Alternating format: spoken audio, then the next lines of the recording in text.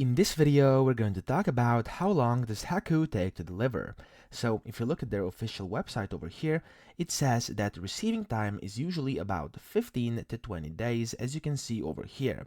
Now, they can also ship worldwide, as you can see, and then receiving times vary based on the destination. So in UK, France, Germany, and Italy, it's usually 15 to 25 days.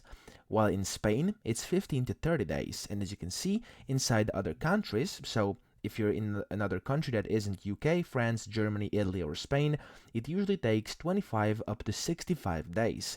So as you can see, they also explain it normally takes 3 to 5 business days for us to process your order, and the fastest shipping time is 5 to 7 work days for express shipping. So the receiving time depends on processing time and shipping time.